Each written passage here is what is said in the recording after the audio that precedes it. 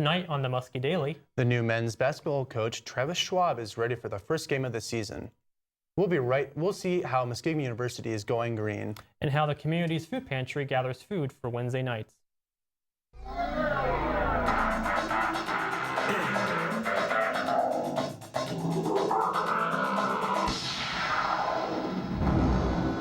Welcome to the November 3rd edition of the Muskie Daily. I'm Matt Triola. And I'm Garrett Knott. Travis Schwab is the new head men's basketball coach here at Muskegon University. Before coming to Muskegon, Schwab spent his last 8 years as an associate head men's basketball coach at Wittenberg. As the new head coach, Schwab believes his first year coaching at Muskegon will be a success. Schwab has had a smooth transition to the new team and now prepares for the first game on November 14th. Schwab is happy with the progress he has made with the team so far.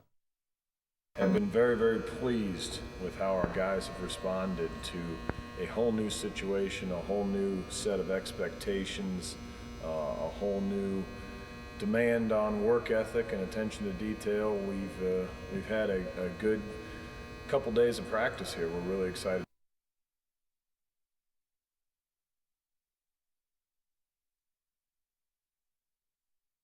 Muskegon University hosts the Fall Greek Rush for students who are interested in joining Greek life. There are several organizations students can choose to be a part of on Muskegon's campus. For many people, this annual event has allowed them to explore outside their comfort zone. According to the Stag Club treasurer, Benjamin Banford, Greek life opens people's eyes to who they are. He said that for many, it can teach them what's important and can put things in perspective. University's recycling initiative began last semester after students started suggesting that the campus needed to become more involved with recycling. The recycling committee started off by putting cardboard boxes in the residential lobbies, and since then, Muskegon student Connor Hahn has taken the recycling initiative to the next level. During the spring semester, and the main reason we're trying to get organizations involved in this is because it makes the community involved in this, which hopefully makes it longer, but it also allows organizations to compete, which is where the $200 comes into. During the spring semester, the recycling committee started by placing boxes around campus for students. A total of 91 pounds over 2 months was collected with just the beginning of the committee's work. The College Drive Presbyterian Church New Concord has been providing the community with the food pantry for over 10 years. The food pantry has teamed up with a local food bank called Mid-Ohio Food Bank Operation Feed.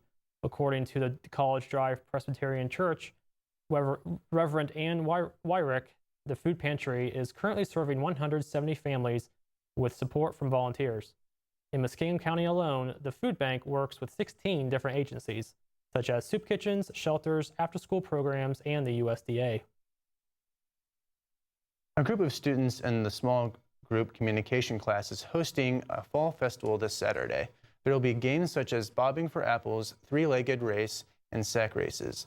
Muskegon students will receive 3 to 4 free tickets and can get more tickets by donating money, canned food, or clothing. The donations will go to the Haven of Hope. This is a battered women's shelter in the area.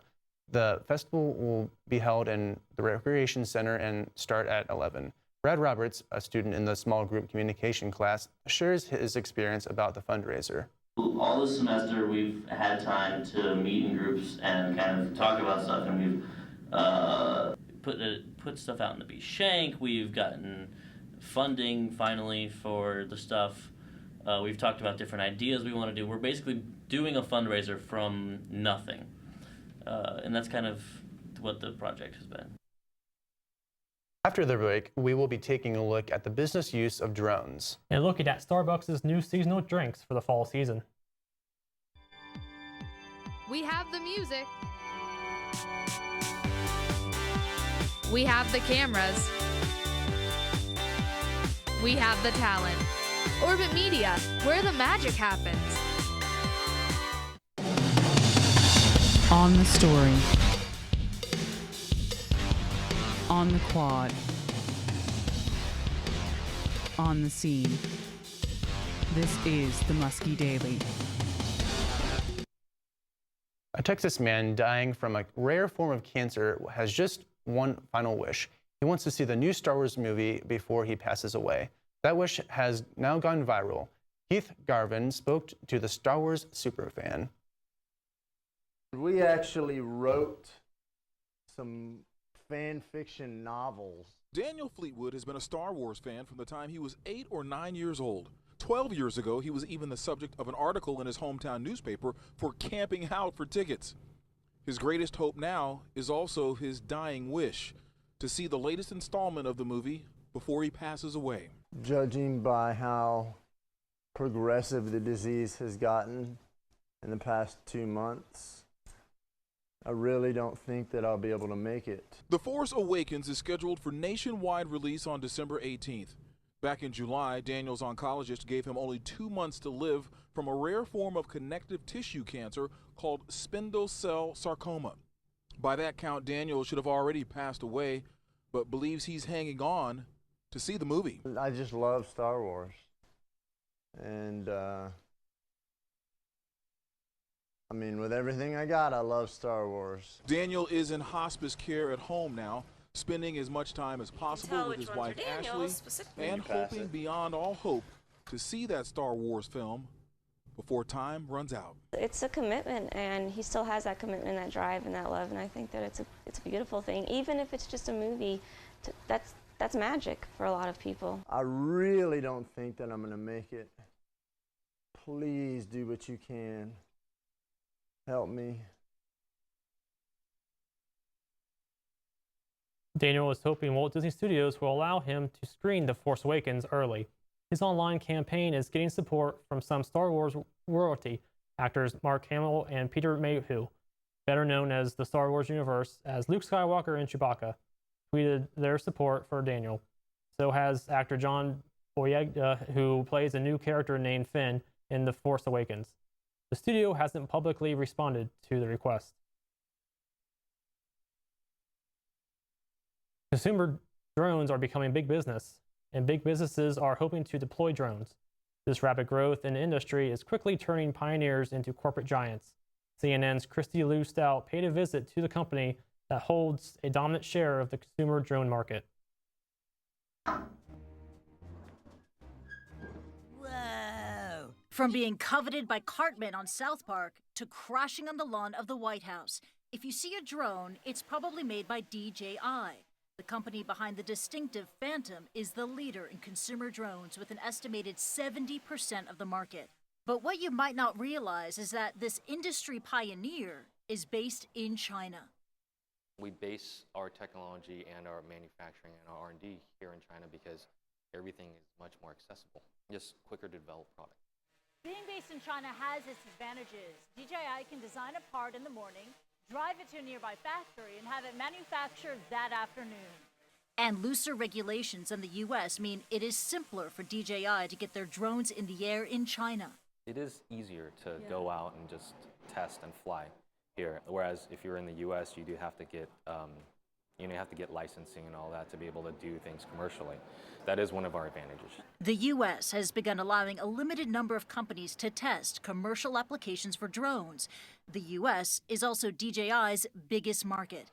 But according to one analyst, being a Chinese company could prove to be a problem. It kind of blocks them out a little bit from getting involved in any government projects because NASA, for example, NASA is prohibited from doing any work directly with DJI. So in the commercial world, where we'll see more and more aircraft being developed, the disadvantage there is for DJI. DJI has a commanding lead in the consumer drone market, making it one of a new wave of Chinese companies that are global giants.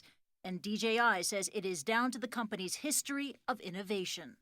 We've innovated with our Phantoms, with our drone line, with our professional cinema line of equipment, and I mean that just it comes down to us being seen not as a Chinese company, but as an international player. Christy Lou Stout, CNN, Shenzhen, China.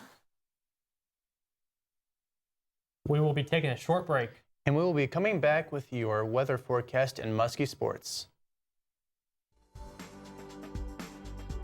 This is Will Mullins, and I want to encourage you to watch Chapel on Orbit TV Friday, Saturday, and Sunday at 5 p.m. and 10 p.m. Thanks. Find out what decisions are being made at Student Senate that could affect your campus organization by tuning into Orbit TV on Tuesdays at 11 in the evening, and again on Wednesday through Sunday at 10 in the morning and 6 and 11 in the evening.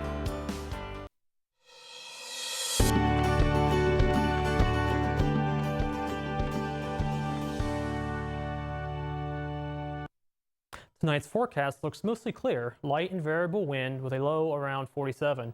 Tomorrow will be sunny with a high of 74 with calm wind traveling south around 5 miles per hour in the afternoon. And tomorrow night it will be partly cloudy with light south wind with a low around 54.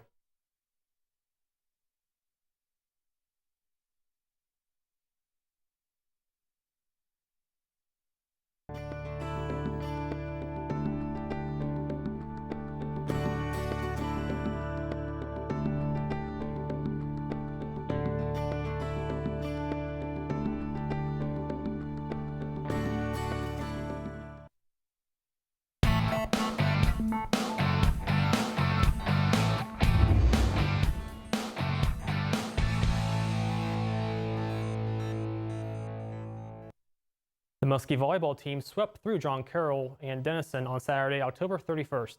Today they will play against John Carroll in their first match of the OAC tournament. The Muskies entered the OAC tournament with a 21-9 record.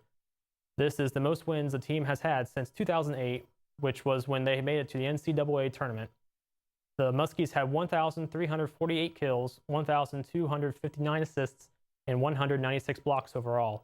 The winner of tonight's game will advance in the tournament to the semifinals and will play Thursday, November 5th at 7 against either the number 1 or number 8 team.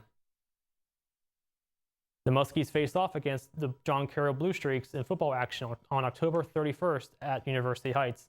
The Muskie freshman Kevin Peterson passed for 56 yards and junior Melvin Smith rushed for 63 yards. For the Blue Streaks, Jake Schaefer passed for 234 yards. Ro Golfin rushed for 129 yards, and Jordan Durazio received on 134 yards. The Blue Streaks came out on top 30-0. The Muskingum men's cross-country team placed 6th at the OAC Championships on Saturday. Senior Ryan Dodd led the team and finished 36 out of 146 runners. Tim Fries finished 42nd overall, and junior Ryan Cunningham added 37 points to the Muskies' total. The Muskies scored 195 points and finished the race with a total time of 2 hours, 27 minutes, 35 seconds. We'll be taking our final break, and when we come back, we'll have more events going around Muskingum's campus. We have the music. We have the cameras. We have the talent. Orbit Media, where the magic happens. On the story. On the quad. On the scene. This is the Muskie Daily. The big concert genre vote for your favorite music genre is here. Help determine what artists will be coming to Muskingum. Cast your vote on OrgSync to help narrow down the options for big concert. Voting is starting on November 2nd and will end on November 6th.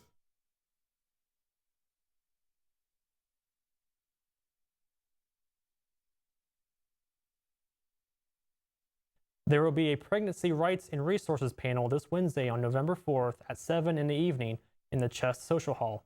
Panelists include an attorney, doctor, representatives from local resource agencies, and students. Panelists will answer questions and share available resources. More information about this panel is available on OrgSync.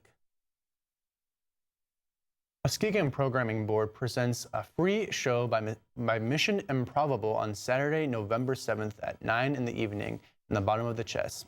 Mission Improbable has performed alongside members of Saturday Night Live, Mad TV, The Daily Show with Jon Stewart, and Conan O'Brien. This is the one performance you do not want to miss. That's all the time we have for today. You can keep up to date on all the happenings around New Concord by visiting orbitmedia.com and following our Twitter at Orbit907 News. Have a good evening, New Concord.